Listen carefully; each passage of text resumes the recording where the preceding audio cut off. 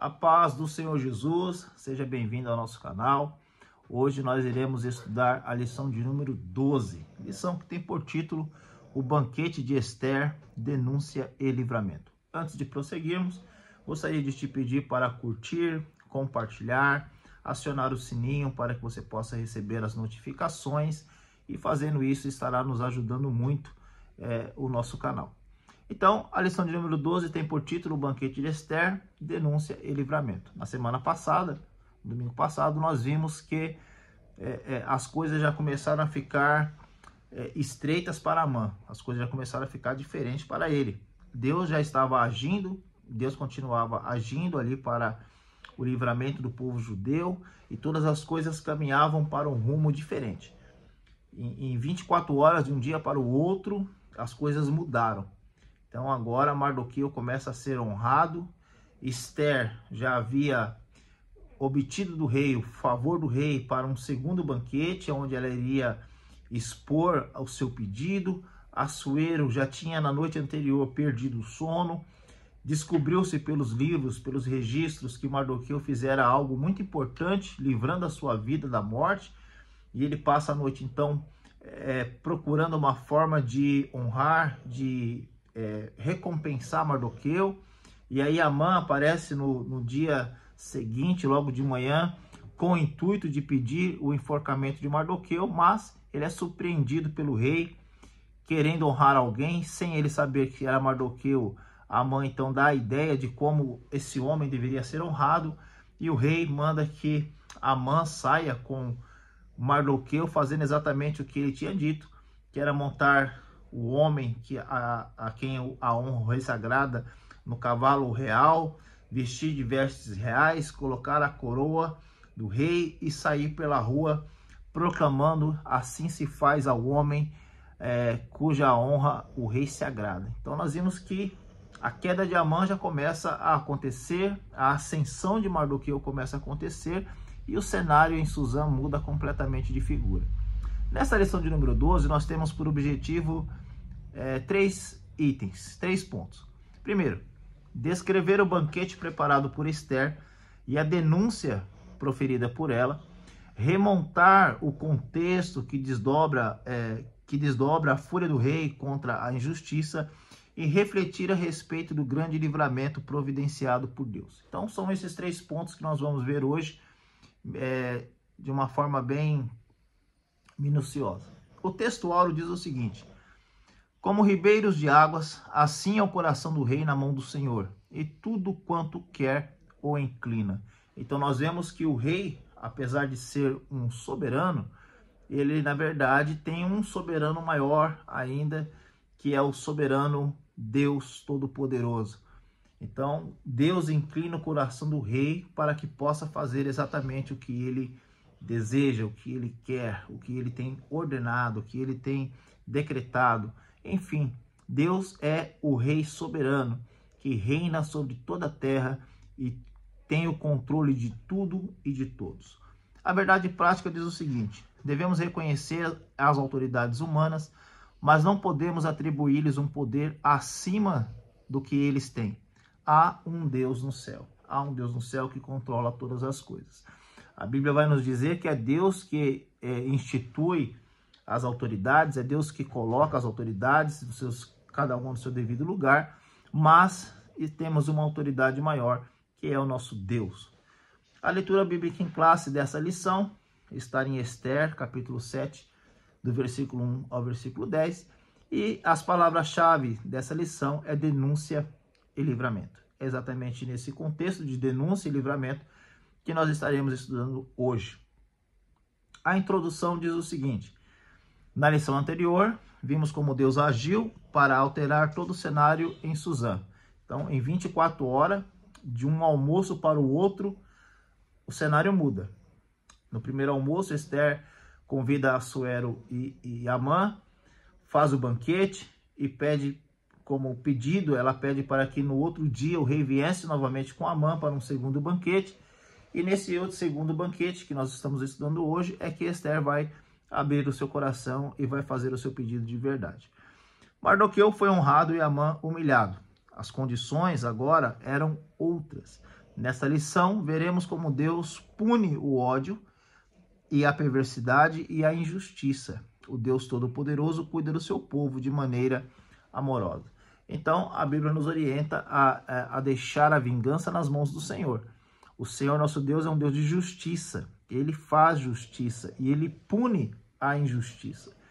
Ele pune aquele perverso, aquela que tem a maldade no seu coração e deseja imprimir violência, imprimir maldade às outras pessoas, né? Deus está agindo e Deus cuida de nós de uma forma maravilhosa. Então, o primeiro tópico diz o seguinte: o banquete e a denúncia. A instabilidade de Amã. O dia foi terrível para Amã. Cedo, saiu de casa determinado a conseguir do rei a ordem de enforcamento de Mardoqueu.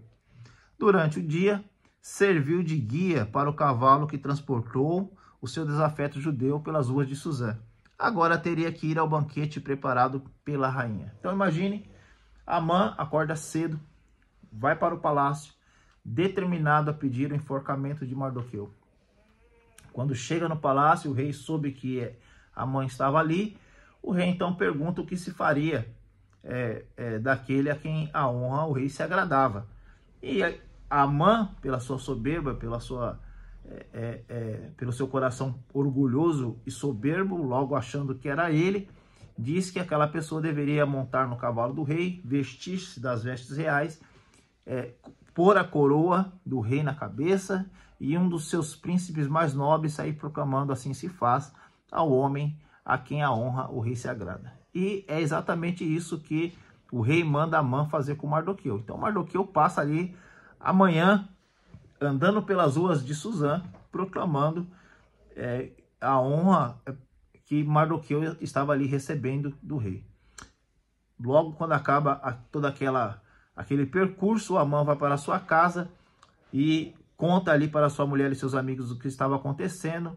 E tanto a sua mulher como seus amigos já dá uma sentença ali para Amã, dizendo: olha, se você já começou a cair diante desse judeu aí, desse Mardoqueu, então certamente você irá perder essa batalha que você iniciou. E então, o item 2 do tópico 1 vai dizer o banquete do vinho. O banquete para o qual Ester convidou Assuero é chamado de banquete do vinho.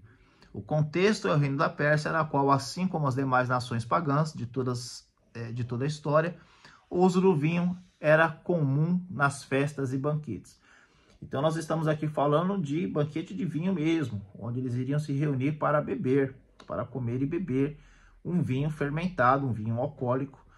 E isso era normal na Pérsia, normal nos povos antigos, fazer uso disso. Porém, a Bíblia não vai nos alertar a respeito do uso do vinho, como da bebida alcoólica, de qualquer bebida fermentada ou alcoólica, né?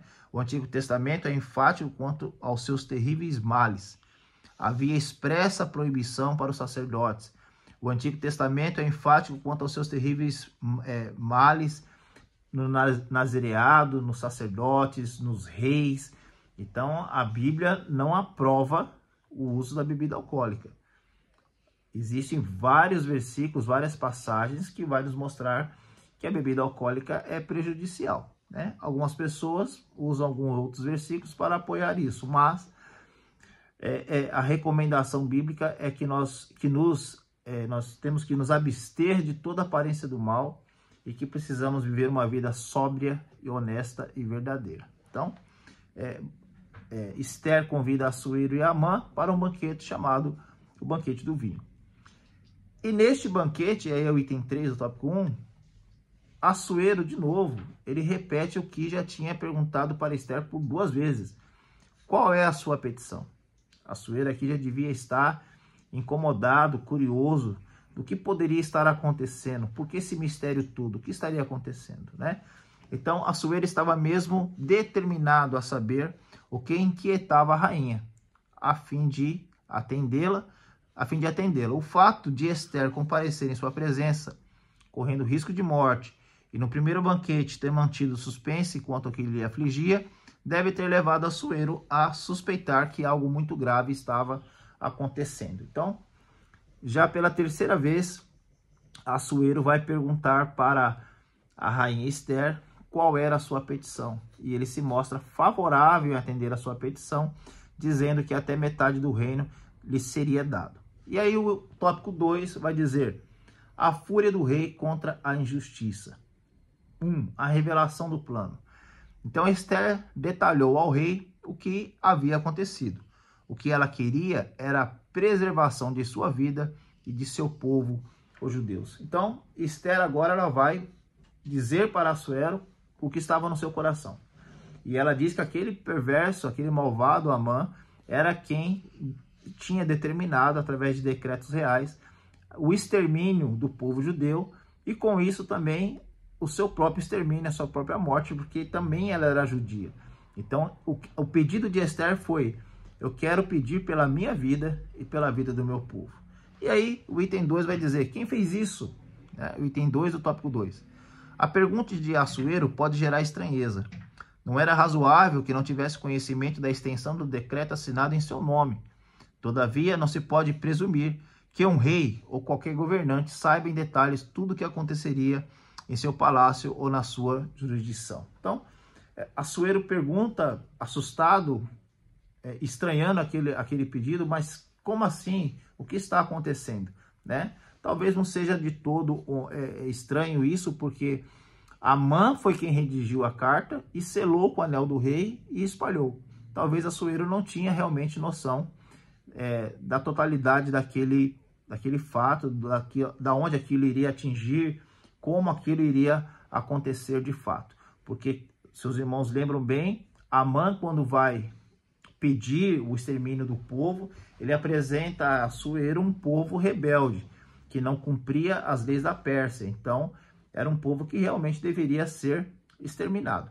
Mas agora, Esther, falando com Assuero de forma mais clara e detalhada, ele percebe que fez errado. E aí o item 3 do tópico 2 vai dizer o seguinte: a terrível reação do rei. É provável que a consciência de Assuero tenha sido ativada quando ele entendeu o tamanho da injustiça feita aos judeus e ao povo da sua rainha. Deus nos capacita no momento certo a erguer a voz em favor dos que não podem se defender. Esther não agiu de forma temerária ou precipitada, não instigou motim ou qualquer ato violento, confiando em sua própria força. Assuero ficou tão furioso que se levantou do banquete e foi para o jardim do palácio. O rei voltou do jardim e viu Amã prostrado sobre o divã da rainha e fez uma péssima interpretação da cena. Amã estaria querendo desonrar a rainha na presença do próprio rei.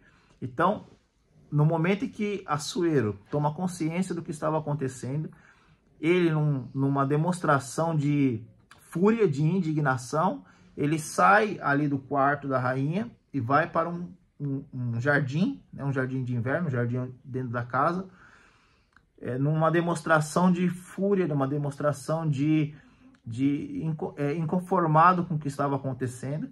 E quando ele volta para o quarto, ele vê o Amã prostrado ou junto ao divã da rainha.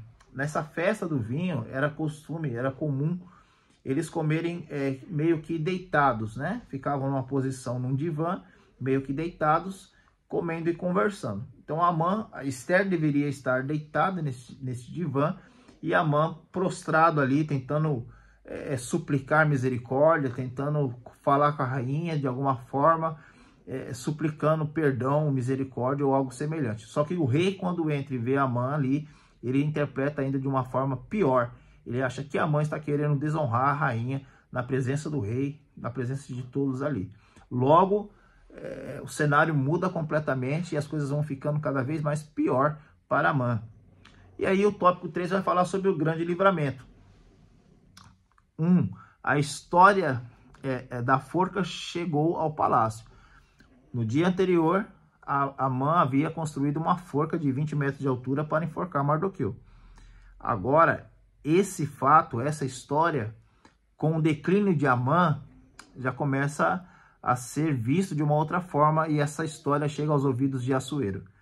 A reação física e verbal de Assuero levou seus servos a entender que a morte de Amã estava decretada. Depois que o rei redobrou o seu furor por ouvi-lo deitado junto à rainha, seus servos cobriram o rosto de Amã. Este ato de cobrir o rosto da pessoa na presença do rei tinha um simbolismo ali, né? Mostrava que o rei não podia olhar para uma pessoa que estava condenada à morte, para o rosto de alguém condenado à morte. Então, o fato de os servos cobrir o rosto de Amã já mostrava ali que a morte do mesmo já estava decretada, né? Já estava, não tinha mais o que fazer com Amã. Então, aí no item 2 do tópico 3 vai dizer o seguinte: até aquele dia, a execução de Mardoqueu, à exceção de Mardoqueu, todos os servos de Assuero se inclinavam e se prostravam diante de Amã. Mas talvez ele não fosse tão querido assim na corte. Bastou uma oportunidade para um dos oficiais do rei ter a iniciativa de sugerir a sua execução, informando Assuero da forca preparada por Amã para Mardoqueu. Então, quando toda aquela confusão, toda aquela agitação começou a se formar ali no quarto de Ester, quando os servos, os eunucos que ali estavam, cobrem o rosto de Amã, um daqueles servos já se apresenta a Assuero e diz: olha, Amã construiu uma forca para Mardoqueu e construiu uma forca de 20 metros de altura lá no seu quintal. E então Assuero já pega essa deixa, pega essa dica e manda que enforcasse Amã na forca que ele prepara para Mardoqueu. Então nós vemos que Deus começou, ou já estava, né, agindo em favor do seu povo, foi guiando Ester em como ela deveria se portar. Ester se mostra uma mulher de oração, de paciência, de perseverança, de cuidado. Ela não foi afobada, ela não foi agitada, ela não agiu pela emoção, mas pensou, orou, seguiu as orientações de Deus em seu favor, porque nós cremos assim, e ela então consegue passar para o rei a sua petição, passar para o rei a gravidade daquele problema, e ela alcança êxito naquilo ali. Então, nós vemos da seguinte forma: Deus não tem prazer na morte do ímpio, mas que ele se converta e viva. É o espírito rebelde e contumaz do homem que o leva à perdição. Amã deu lugar ao ódio e planejou de forma implacável e cruel a morte de Mardoqueu e de todos os judeus do reino da Pérsia. Foi enforcado na própria forca que preparou. Que o Senhor guarde o nosso coração de toda maldade. Então nós vemos aqui o resultado de um coração maldoso, perverso, o resultado de um plano de extermínio do povo judeu, o resultado de uma ação contra o povo de Deus que resulta na morte daquela pessoa. Então Amã agiu com crueldade, agiu com mentira, agiu com perversidade, e o fim dele foi um fim trágico, foi um fim difícil, foi um fim que é realmente triste, né, para aquele homem.